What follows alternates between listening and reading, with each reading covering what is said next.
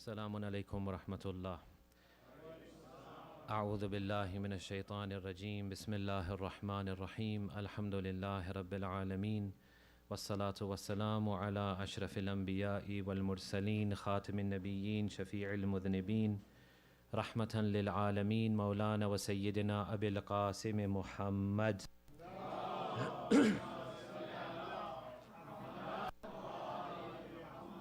وعلى آله الطيبين الطاهرين، لا سيما بقية الله في الأرض، أرواحنا له الفداء، ولعنة الله على أعدائهم أجمعين من الآن إلى قيام يوم الدين. أما بعد، فقد قال الله سبحانه وتعالى في قرآنه المجيد: بسم الله الرحمن الرحيم. فاستخف قومه فأطاعوه إنهم كانوا قوما فاسقين فلما آسفونا انتقمنا منهم فأغرقناهم أجمعين. صلوا على محمد وآل محمد.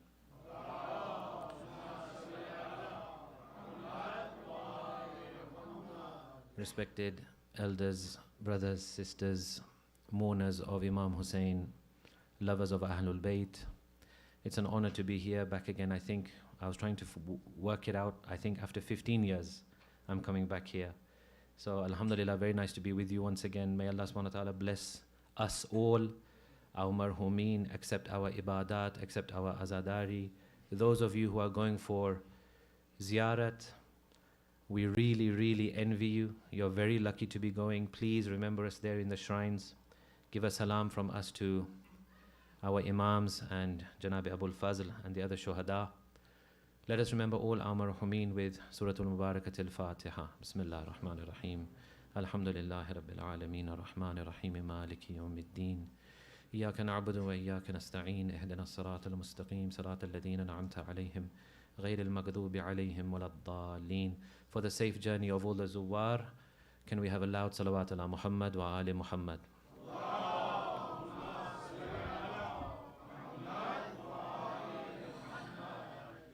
So in these next 3 nights, inshallah, you'll have the trouble to listen to me for a while. The topics we have chosen are all to do around the mercy of God and the spirituality of Islam. So tonight we'll be talking about the general big picture, the mercy of Allah, how it operates in this world. What do we mean by mercy? Where do we see the mercy of God? Why do we see so much non-mercy around us? How can we benefit from the mercy of Allah subhanahu wa ta'ala and all of that? We're going to delve into some areas which may be new for you, I'm not sure. But usually people, they struggle with some of these topics that we're going to be discussing tonight. They always ask, for example, that Shaykh, we've heard this, but we just don't grasp it. We've read about these names of God, but we've never been able to understand them properly. Can you explain them? So hopefully I'll try my best to put it into very simple terms that we can all grasp and hopefully benefit from. Tomorrow then we'll have a different way of looking at it. We'll have a look at it in a specific sense. So tonight is general, tomorrow will be more specific. Focusing mainly upon families. We have a crisis at the moment in the community throughout the world. I don't know the situation here exactly, but I'm assuming that it's the same. We have a crisis throughout the world that we have very, unfortunately, dysfunctional families going on.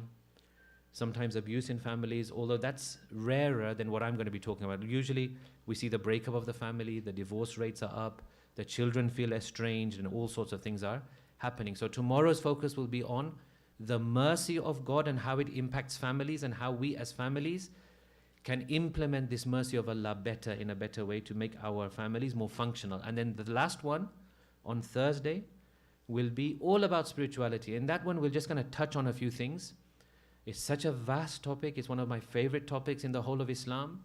The irfan of Islam, the spirituality of Islam, the deeper aspects of the soul of a human being and how we can cultivate it, train it, nurture it, purify it, etc., etc. So these will be just a few topics that you'll have to bear with me as I talk about these things.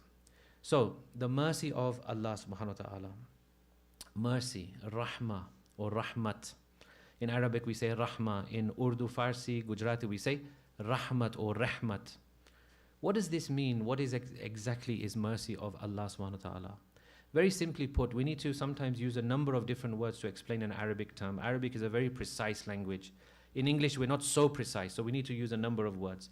So things like kindness, mercy, compassion, empathy, sympathy, these are all words which describe rahmah of Allah subhanahu wa ta'ala. Now we have different ways of looking at mercy. Let's look at it from the human angle first of all. We human beings, do we experience mercy or not? Of course we do. You see it all around you. What needs to happen for a human being to feel mercy? Usually what happens is that you see something or you hear something, something happens in your heart, your emotions change, your feelings change, your hormones change, and you feel a sense of compassion and you go hopefully to help that person.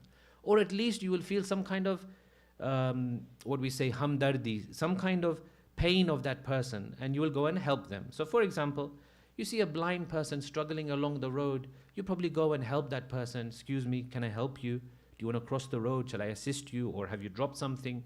You see an old person struggling with something, you feel mercy, you feel compassion. Something happens inside you, you feel an emotion, you go and help that person. You see a child stranded crying out his eyes or her eyes, you feel sorry for that child and you think, you know what, this child looks like they're in danger or trouble, maybe the parent has gone away, let me go and help them.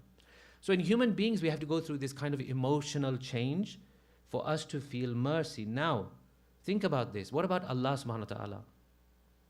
Is Allah susceptible to emotional change? Is Allah susceptible to hormonal change? Does Allah have to feel something in His heart for Him to do something? So all of these notions which I've just said for the human being do not apply to God. God, of course, does not have a body that we can even talk about a heart. He doesn't have hormones and these kinds of things that we can talk about emotions and feelings. For God, we don't have this at all. We don't have any kind of change in Allah subhanahu wa ta'ala. Allah cannot change in any way. He cannot be on Monday in a good mood, on Tuesday in a bad mood, on Wednesday in a good mood again. It doesn't work like that. For Allah, we never use these kinds of terms. However, we get stuck at a point, isn't it? Because sometimes we do say, Allah will get angry at this. Allah has become happy with this. Allah is happy with Imam Hussein, for example. Allah is angry with Yazid, for example. We say these things. So this comes down to our unsophisticated language. We don't have the language to describe Allah properly sometimes.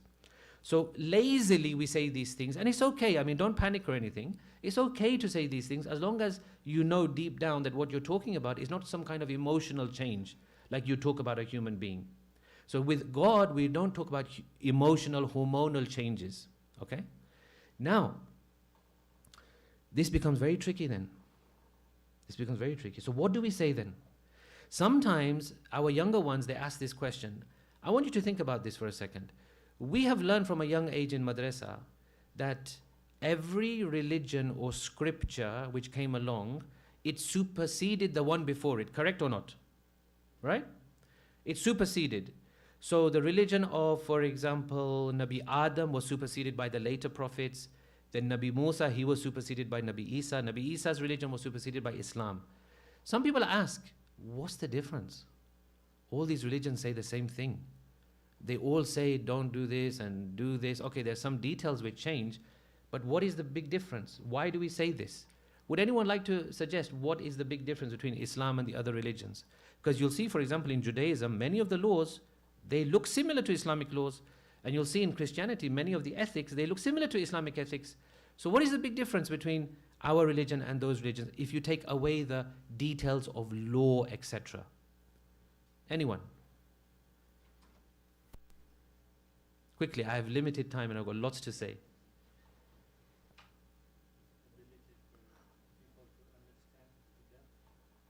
Yeah, the depth. But depth of what? Of Allah. So let me put you out of your misery. I will just put it into my own words. I think you've grasped the point, but I'll just expand it a bit. One of the big differences which people fail to understand because they don't know where to look, right? One of the big differences between Islam and the previous religions is the description of Allah subhanahu wa ta'ala. The other religions, they don't know how to talk about God.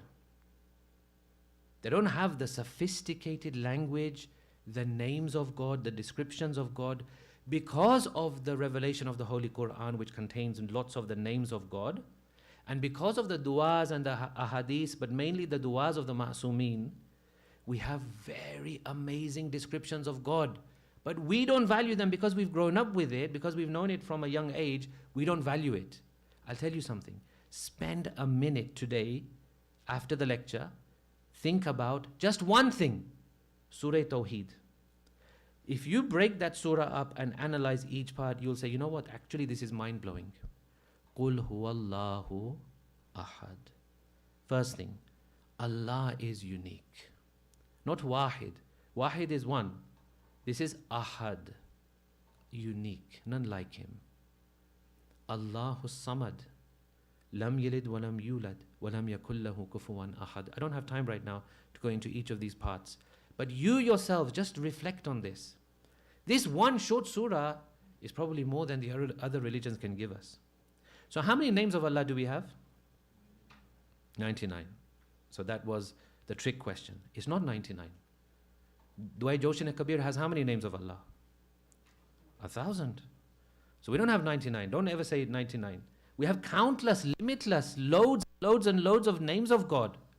99 is just this famous figure, probably because the Quran mentions 99 names. But for followers of Ahlul Bayt, there's not 99. There's countless. So these names of Allah is going to be our discussion tonight. Salawat ala Muhammad wa ali Muhammad.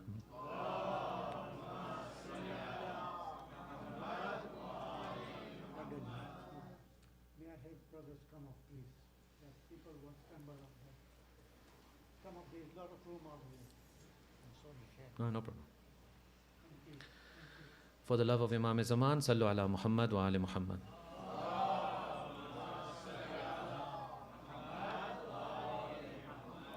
Khub, where were we? We were discussing names of Allah. Thank you very much. Names of Allah subhanahu wa ta'ala. So there are countless names. And one thing which Islam does is it gives us a very sophisticated way of talking about Allah. Otherwise the other religions don't have this. We, alhamdulillah, have been given this by our Ahlul Bayt. But sometimes still we fall foul. We say things like Allah will get angry, Allah will be pleased. Yes, these are the way we talk because we don't know how to talk about God. It's okay, don't panic, as long as you have the idea in your mind that He's not open to any kind of emotional change. Now, one of the poets, you'll see his poetry on this flag here. You see this flag here behind me? Baz inche shurish hast. This is one of the famous poems by Muhtasham Kashani. He's written an amazing marsiya. This is just a side issue now. He's written an amazing marsiya. And his marsiya has been, like on, you'll see it on most of the flags and everything. There came a time during his marsiya, when he was writing his marsiya, that he wanted to describe the impact of the martyrdom of Imam Hussein alayhi salam on the higher realms. So human beings, we understand, right? We know how to speak about one another. How would you speak about the martyrdom of Imam Hussein alayhi salam with the angels? Are angels physical beings? No, they're metaphysical, they're beyond physical. So then how do we say that an angel became sad or an angel became happy? So he gets around it and he uses his skill of poetry and language, and he says, Dar bargah Quds, in the heavenly realm, ke jaye malal neest. Yes, there's no bodily sadness and happiness. Sare Qudsiyan barzanuye gham ast. All the angels are still, nevertheless, they have their heads down in grief. You can get around that because what you can say is that Imam Hussein's movement was a spiritual movement. Therefore, obviously, it's had a spiritual impact upon the angels. So although they're not physical, it's okay, we can say these things. Then he went one step further. He says, now I want to talk about the impact of the Shahadat of Imam Hussein on Allah subhanahu wa ta'ala. This is difficult. This is difficult because how do you say it? Do you say, for example, Allah became sad? You can't. He's not subject to change in emotion. Do you say Allah grieved? You can't. Do you say Allah cried? Definitely not. But then do you also say, for example, it made no difference to Allah? That's also not possible. That would be very offensive to say that it made no difference to Allah. So here's a tricky one. Now how do you get around this? So he came up with a beautiful thing. He says, his verse is, Hast as malal garche bari zate zul jalal. He says, I agree, Allah doesn't experience sadness. And then his pen stopped. And he couldn't write any. He said, now what do I say? Because this is definitely true. Allah doesn't experience sadness like human beings. Now how do I get around this? Do I say that Allah didn't care what happened on Ashura? That's also offensive. So he went to sleep, and in his dream he was inspired with the second part of this verse. So they said to him, yes, Allah doesn't experience grief and sadness. But look at the way he gets around it. Very beautiful. O dar dilast wa heech dil neest bi malal. He is in every heart, and there is no heart which is not grieving for Imam Hussein. How beautiful. You have to get around these things. So you see, we have to use very sophisticated language and be very careful with God. We can't say certain things. So he got around it this way. O dar dilast, he's in every heart, and there's no heart which is without the grief of Imam Hussein. Now, when you look at it in this way, then you start to understand a few things. Now it kind of makes sense that what we're trying to say is Allah subhanahu wa ta'ala, He doesn't experience grief and these things. However, He has created certain beings, certain people, when they feel grief, it's as if Allah feels grief. And when they feel happiness, it's as if Allah feels happiness. Who are these people? Top of the list, Ma'sumin alayhimus salam.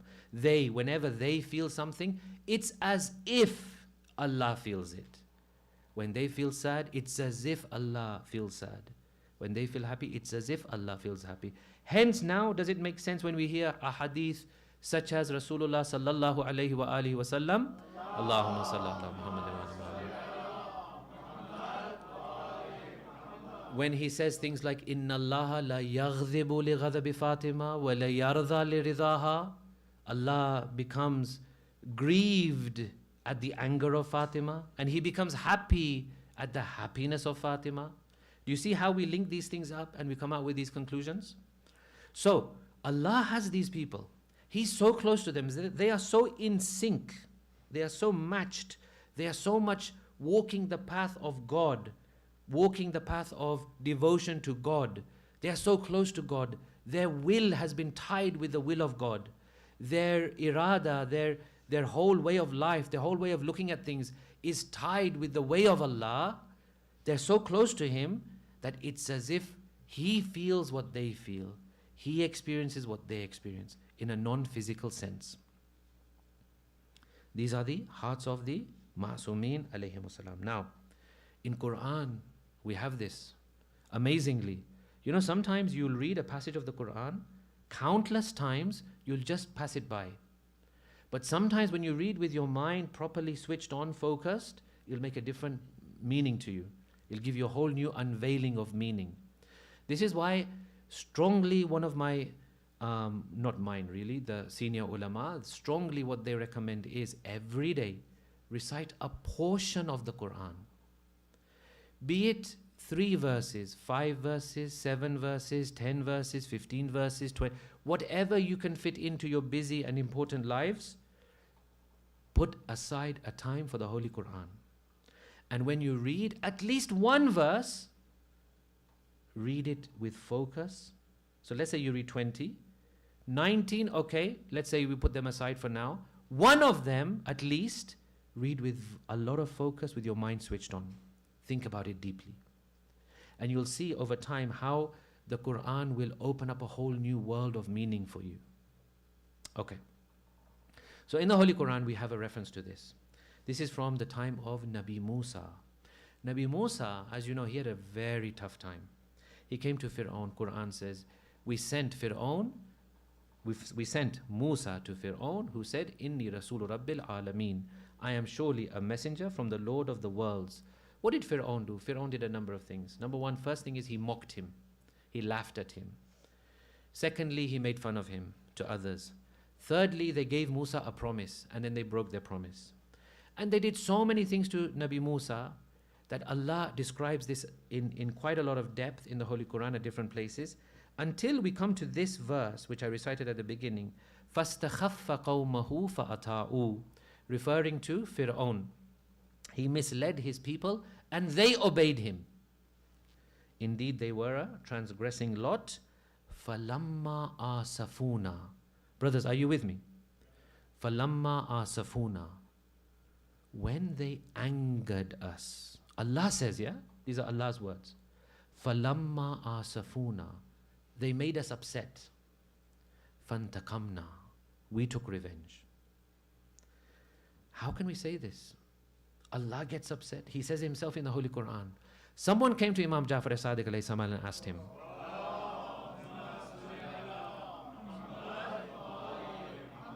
they said, Mawla, Allah himself is saying, فَلَمَّا آسَفُونَا, they made us sad and dejected. How can he say this? What does this mean? Imam replied the following. He says, Inna Allah tabaraka wa ta'ala la ya'asifu ka'asafina. He doesn't get upset the way we get upset in an emotional way. He doesn't get upset like that. وَلَكِنَّهُ خَلَقَ أَوْلِيَاءَ, but he has created certain special people. لِنَفْسِهِ, for himself. يَأْسَفُونَ, they get upset. وَيَرْضَوْنَ, they feel happy. وَهُمْ مَخْلُوقُونَ, they are definitely creatures of God. فَجَعَلَ رِضَاهُمْ لِنَفْسِهِ رِضًا, he has kept their happiness as his own happiness. Musa got upset. Who got upset? Musa. Who says that they upset us? Allah subhanahu wa ta'ala. So, he has kept these special people who are so close to him.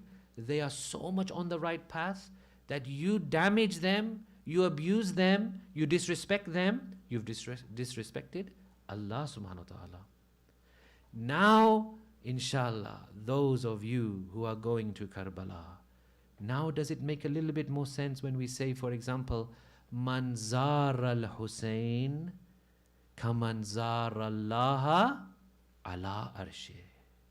Whoever visits Hussein, it's as if he's visited Allah on his throne. You're very lucky. You're very lucky. You're going to a very special place. May Allah give us all tawfiq to go to these places, inshallah. Salawat ala Muhammad wa ali Muhammad.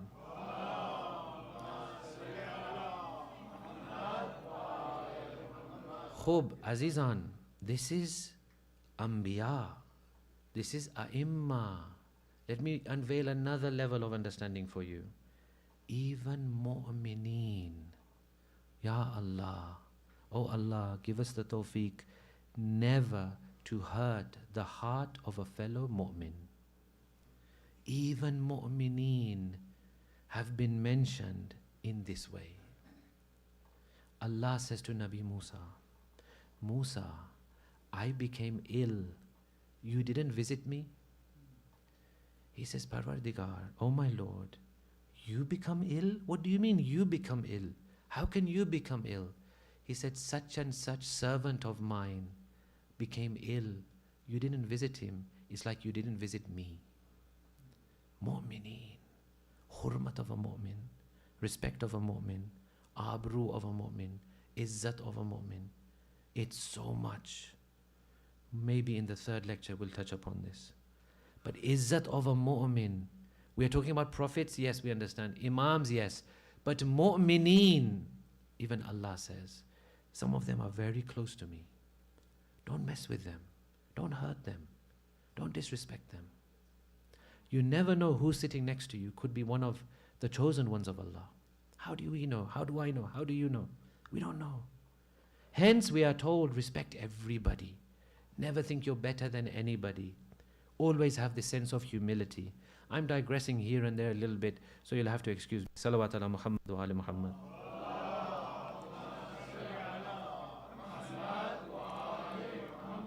Khub, Azizan, back to rahmat of Allah subhanahu wa ta'ala. So, for God, it is only the act of giving. There's no change in God. There's no emotional reaction. There's no hormonal reaction. He doesn't have to see something, feel sad, and then help. For him, it's just always helping and giving. And this mercy is one of the unique things Quran says. وَالرَّحْمَةِ وَسِعَتْ كُلَّ شَيْءٍ.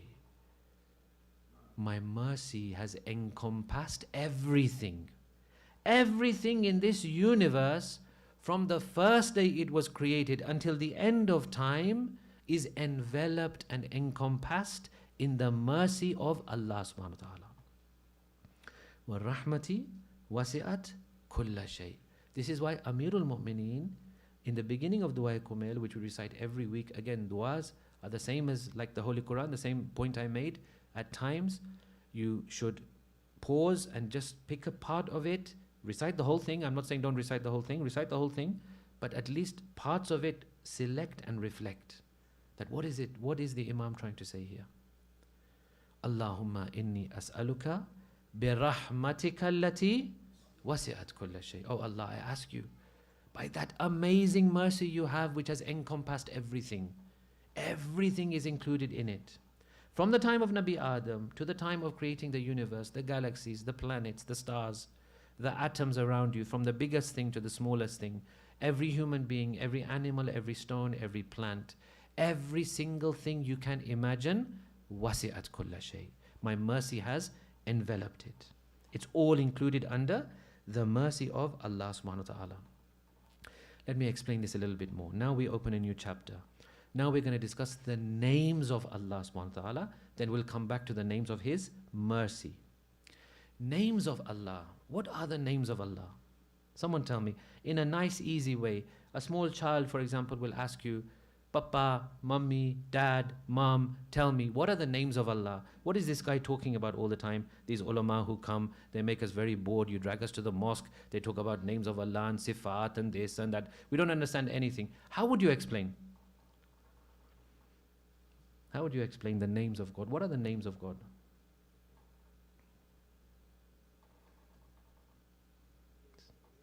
Someone, brothers. That is a name of God. I'm saying if a kid asked you, explain to me in an easy way, what are the names of God, what would you say? Virtues. Okay, it might be difficult for a kid to understand virtues. He might say, okay, I understand names more.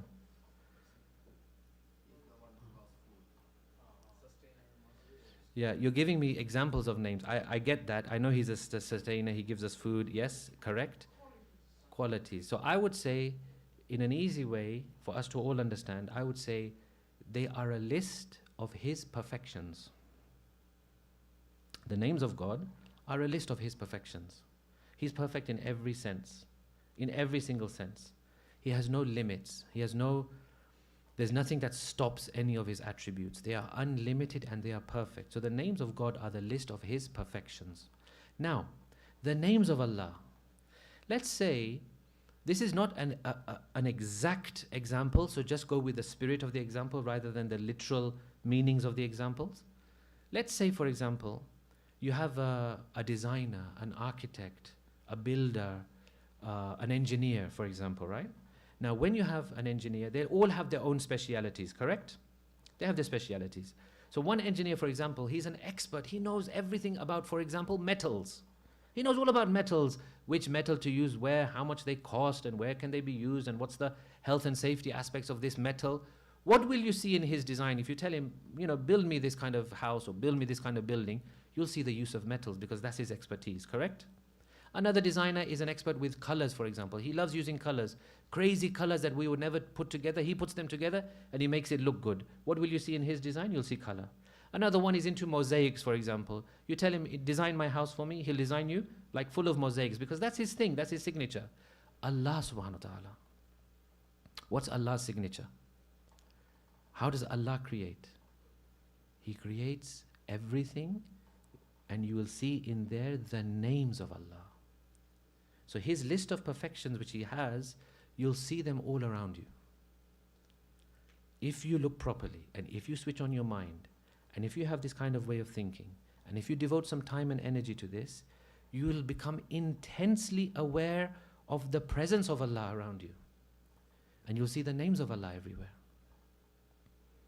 Right now, we have the power to listen. MashaAllah, you're listening to me. Why? Because you have an offshoot, or in this world there is an offshoot. This is a beam from the source itself. This is a ray of light, if you like, from the source itself. He is Samir, so we hear. He is Basir, so we see.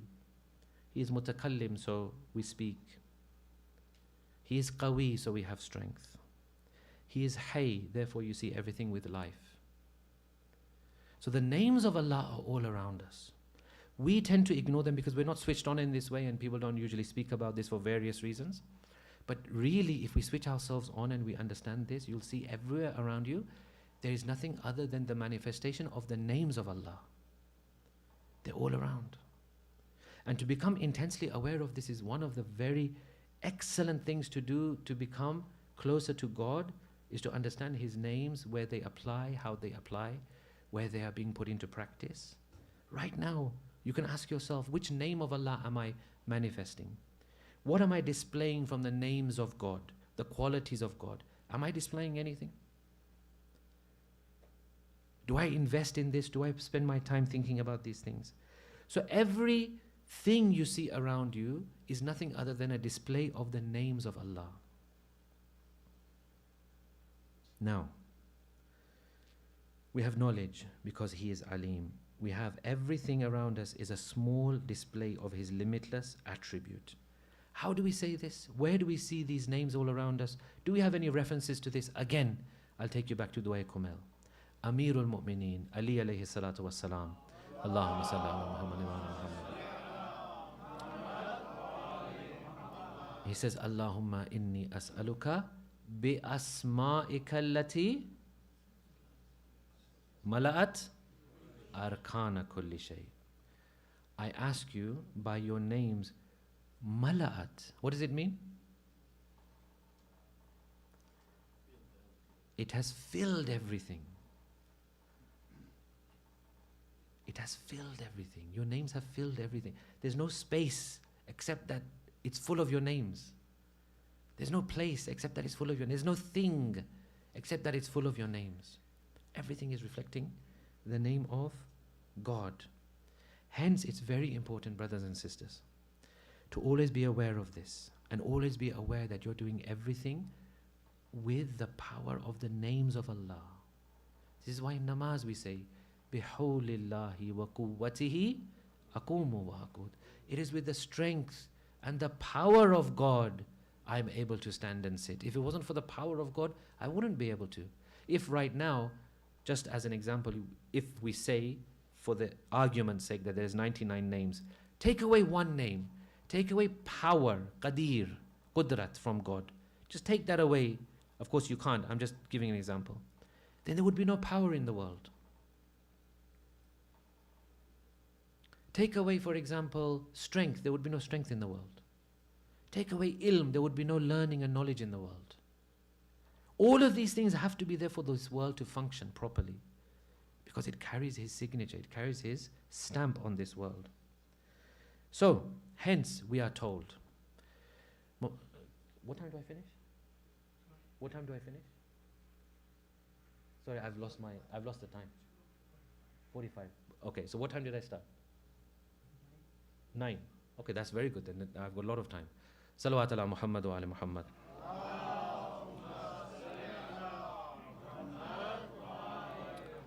Hence, brothers and sisters, we are told that whatever you do, start it with the name of God. Sounds simple, doesn't it? We teach our kids this. We've taught our kids from a young age. Whatever you do, start with the name of God. You stand up, start with the name of God. You sit down, start with the name of God. You drive, you start with the name of God. Go to work, study, reflect, revise, give your exams, eat, sleep. Whatever you do, you start with the name of God. Why? Because it is with this name of God that you will get that blessing, and you will get that, you'll join the general system of God, the way His names function. Now you're a part of it. Now you become part of it.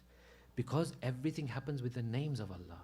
Now, someone may ask, they'll say, Shaykh, I don't take the name of God, but everything happens fine. I drive, I don't take the name of God. I reach my work. I go to school, I don't take the name of God. I'm getting good results. I give exams, I didn't take the name of God, but I got, look, A's. I don't take the name of God when I eat, but look, I'm still eating, it's digesting. What are you talking about? Why should we take the name of God? So how would you answer this? Why should we take the name of God? Everything seems to happen. Millions and billions of kuffar around us, they don't take the name of God, but their lives are going ahead very nicely. So why are we so fussy with the names of God? What does it do for us that we take the name of God?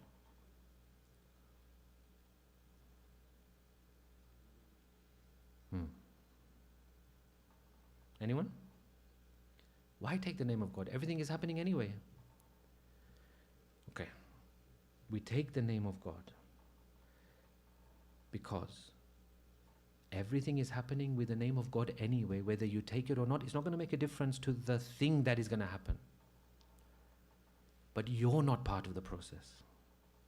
You're outside. Everything is happening with the name of God, but you've chosen to exclude yourself from that whole process. It's going to happen anyway. Don't worry whether you take the name of God or not. It's up to Allah. If He wants it to happen, it'll happen. That's not the thing that we need to worry about. Thing is, you're outside the process now. You haven't joined the game. So therefore, you don't get sawab. You don't get blessing. You don't get barakat. You don't get closer to God. Just by saying Bismillah, imagine your journey from home, being aware that God is with me. This is happening with the name of God. I'm intending to do this with the support of the name of God. Your journey turns into an ibadat. Your work, you started with Bismillah, you have that awareness. Your work becomes an ibadat. You play, it's an ibadat. You give an exam, it's a worship. Everything can become a worship as long as you play this game of the names of God. Yeah, I'm saying game, but what I mean is this process of the names of God. So when you exclude yourself from that and you don't take the names of Allah, then you're not playing the game. You don't get closest to God. You don't get illuminated heart. Your heart remains dark. And this is a darkness. When the names of Allah, when Allah is not invoked, when Allah is not involved in your life, it is a darkness. It's not nur. You want to bring nur into your heart, right? You want to bring nur into your family. You want your house to be full of nur of Allah. So the nur of Allah comes with the mention of Allah. Without that, no. It's just a normal activity which anyone else can do. You're not doing anything special. Okay? So these are the names of Allah. Sayyid ibn Tawus, one of our great ulama. Sayyid ibn Tawus, it is written that sometimes food would be brought in front of him. And he would look at the food and he would say, I'm sorry, I cannot eat. Because the person who has prepared it didn't remember Allah on this food. I can see a darkness on the food. If you don't mind, remove it. I will eat something else. We have also many, many things. This is for the adults. When you are in your family situations, maybe your children will not have this habit. But as adults, please emphasize this in your homes. Bismillahir Rahmanir Rahim. Everything should be done with this name. Everything should be done with this name. Okay. Now, Ayatollah Najabat of Shiraz, Rahmatullah alayhi, he's passed away now. They say that on one occasion food was brought in front of him as well. And when he saw that food, he said, I refuse to eat. They said, why, Agha? He said, the person who has made this has made it in the state of janabat. So janabat, to remain in the state of janabat is not haram, by the way. Unless it's namaz time, then you have to get out of that state and pray. But it's very makruh. Why? What happens during janabat? What happens is, janabat itself is a word. When you say someone's in janabat, they're called junub. A junub person, it means literally someone who is far away. What are they far away from? Everything in the spiritual realm, they are far away from. Angels don't come near them. Angels find it a no-go area. Angels don't like it. Angels will stay away. Hence, we have even some things that even if you can't do ghusl, for example, there are some things you can do to lessen the impact of janabat on yourself. You'll find that in the Tawzihul Masail. Just have a look. There are certain things you do. You wash your hands, you wash your mouth, etc. These things, if you can't do ghusl, it's still not good. I'm not saying do this. I'm saying in a majboor situation when you don't have any other way, maybe you can reduce the effect of janabat by these few things. Otherwise, it's not good to stay in the state of janabat. So Ayatollah himself says that you remove this food because the person who made it was in a state of janabat. I can see the effect. So you see, once you train yourself to think in this way, once you train yourself to pay attention to these things, a whole world will be open to you. Then, you'll no longer see the mundane things of this world. Everything will be reflecting God. Not in a physical sense, but at least His attributes. So the names of Allah are very, very important. Rasulullah himself, sallallahu alayhi wa alihi wa sallam,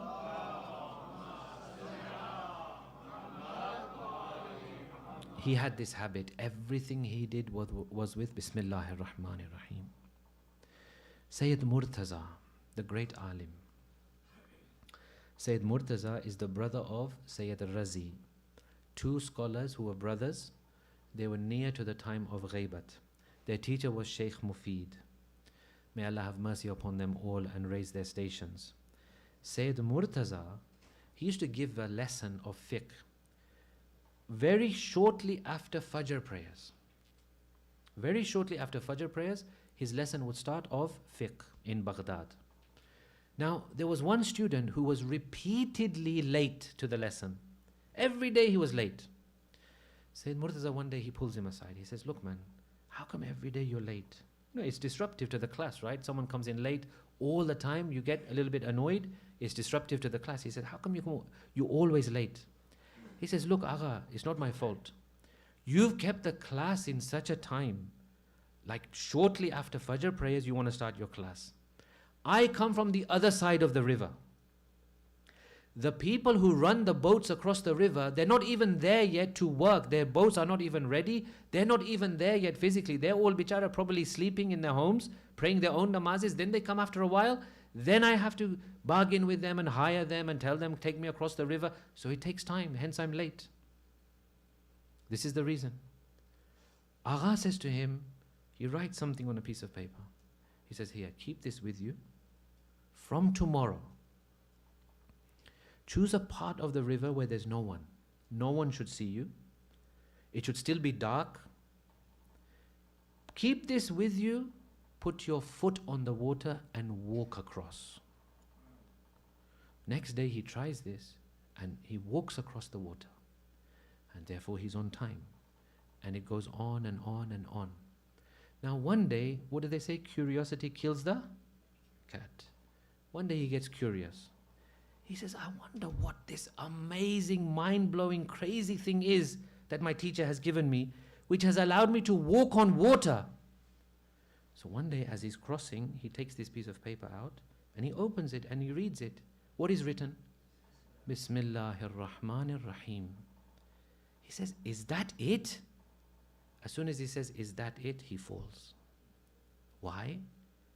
We don't value these things. We think, is that it? Just with Bismillah this can happen? We don't value. His feeling of, is that it? It caused him to fall. If we only knew the power of these things, if we only knew the impact of these things, how important they are, what things they can do for us. Allah wants liquid to be solid, it'll be solid. Allah wants this floor right now, which seems solid, to be liquid, we'll all fall in. Where is the limit of His power? There's no limit. How does He control these things? He controls it with His wisdom. Sometimes, have you not seen in your life, sometimes where you could not even think of a way out, somehow something happened and you got what you wanted? Sometimes when the impossible was made possible by God. Sometimes when you had no way of achieving what you wanted to achieve, but you achieved it. Sometimes the underdog, against all odds, will come out and be victorious. How? This is the will of God, the wisdom of God, the names of God, the power of God. All of these things are interconnected. Basically, we're saying the same thing again and again, but in different ways. One final thing, and then we move on to Masahib. So we spoke about the water, Sayyid Murtaza's student. I ask you a question. Nabi Musa, when he was escaping from Fir'aun, why didn't he just walk on the water?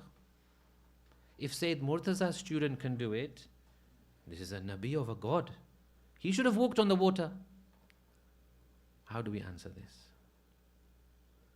The answer to this is, Nabi Musa could have walked, but the Bani Israel did not have enough faith to walk on the water. They did not have enough trust in God.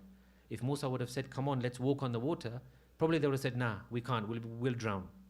So he had to make the miracle happen of the seas parting, and then they walked on the dry riverbed. Nabi Isa's companions were not like that. He had trained them in a way that they could walk on water. It's famous.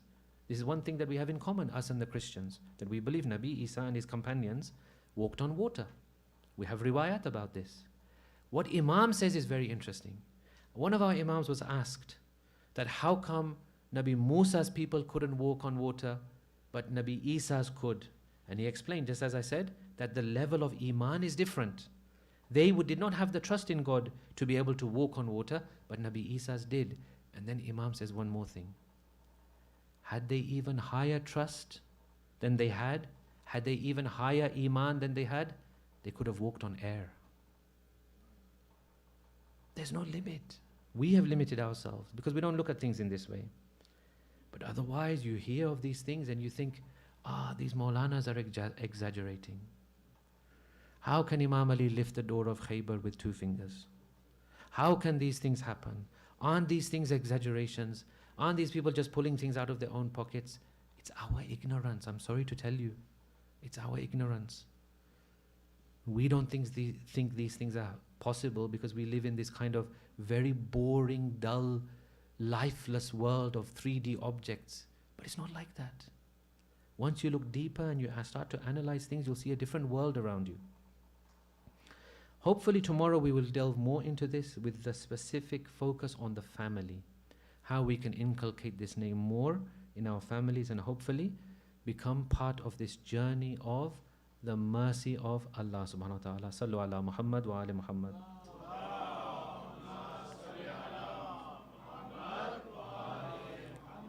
Sallallahu alayka ya Aba Abdullah. Assalamu alayka ya ibn Rasulillah. Assalamu alayka ya ibn Amir al-Mu'mineen. Assalamu alayka ya ibn Fatimah al-Zahra.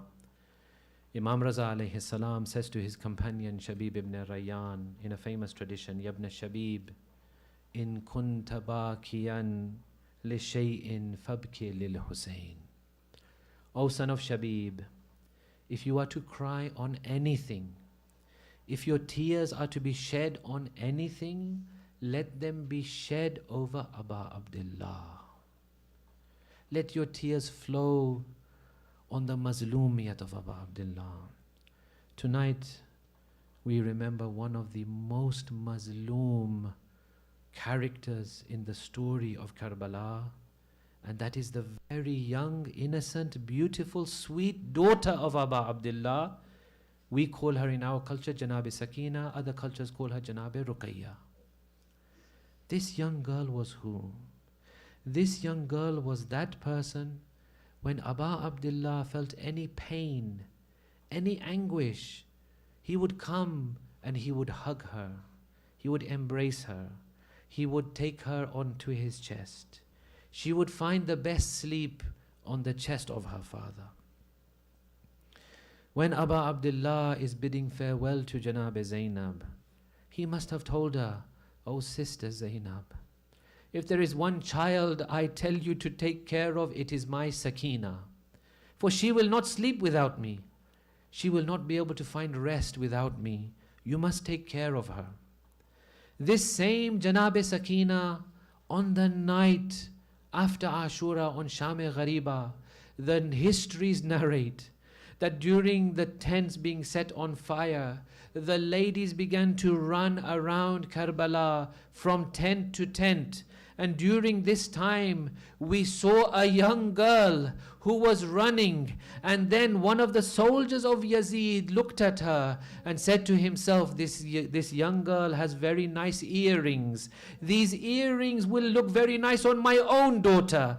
He came to her, he grabbed her, he put his hand on her ears, he pulled down the earrings from her ears. She was shocked. Her ears began to bleed. She began to cry. And she asked him, she says, "Why have you done this?" He said to her, "These earrings will look nice on my own daughter." She says to him, "If you had only asked me, I would have given them to you of my own accord. You did not have to snatch them from me." This was Janab Sakina. They say that on Sham-e Ghariba, the clothes of Sakina were clean and white clothes. By the time she reaches Sham, those clothes are now dirty and the color has changed to red. She was hit in such a way.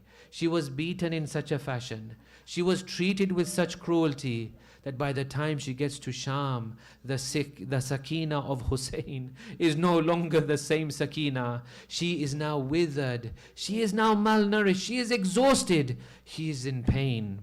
They say, after the imprisonment of Ahlul Bayt, on one night, this sad night that we are remembering tonight, they say that Janab Sakina, she sees a dream. And when she wakes from the dream, she is screaming and crying. Janab Zainab comes to her and says, "Oh daughter Sakina, what is wrong?" She says, "Oh my auntie Zainab, I have surely seen a dream which was so frightening that I don't know what to make of it." She says, "Sakina, tell me about your dream. What did you see?" She says, "Oh my auntie Zainab, I saw my father Abba Abdullah in my dream, and when I saw my father, he put me on his lap. I remembered the days before Ashura, the way he used to treat me. He made me sit on his lap. He wiped away my tears. He hugged me with his embrace. He pulled me onto his chest. And I felt so much that I missed my father that I have woken up." And she began to cry and wail and cry and wail. They say these painful wails and cries of Janab Sakina reached even the inhabitants of Sham. They began to ask, "Who is crying in this way? Who is wailing in this fashion?" And then it reached even Yazid, they say in some histories. Yazid inquired, "Who is crying in this way?" He was told, "This is the young daughter of Abba Abdullah. She misses her father." Yazid says, "In that case, to make her quiet, send her the head of her father. We have the head in our possession. Send her the head of her father. This will make her quiet." They say, when the head of Abba Abdullah came into the prison of Sham, slowly it was presented to Janab Sakina. When she sees this withered head of Abba Abdullah, they say, Mu'mineen, she asked this head 3 questions which broke the heart of all of the Ahlul Bayt. She said the first question, she says, "Baba, tell me, Baba, who made me yatim? Who took you away from me, Baba?" They say the second question, she says, "Baba, I see on your beard is red with blood. Whose blood is this, Abba Abdullah?" This was the blood, as you know, O Azadaran, the blood of Aliyun al-Asghar was on the beautiful beard of Abba Abdullah. She says, "How has your beard become red?" And then perhaps the most heartbreaking of them all, she says, "Oh father, remember those earrings you gave me? They were snatched away from me on Sham-e-Ghariba, Baba." And she begins to hug the head, and then she cries and cries and cries until the time comes when she is no more. Her crying stops. Janab Zainab, Imam Sajjad, they all come to Janab Sakina to see what has happened. When they see she has left this world, they begin to mourn and cry over her. Then they tell the people of Sham that this young girl has passed away. Send us some of your women so that we can attend to her funeral. She has to be given ghusl. She has to be given kafan. All of these things we need to do. Send your women to us. The women send her a very experienced woman. We call this person Ghassala, the one who would wash the bodies of the dead of the women and help them to be buried. When the Ghassala comes, Janab Zainab is standing next to her. The Ghassala looks at the body of Janab Sakina. The Ghassala takes a step back. She is shocked. She looks at Janab Zainab. She says, "Lady, oh Zainab, oh daughter of Amir al-Mu'mineen, tell me one thing. What disease did this young girl have? I have never seen a body in this condition." Janab Zainab, now what does she reply? Maybe she will reply, "Oh Ghassala, what do I tell you? Every time this girl wished to cry for her father, she would be met with a whip. She would be given a slap. She was tortured along the route. She was pushed over again and again. She was hit with the sticks of the spears.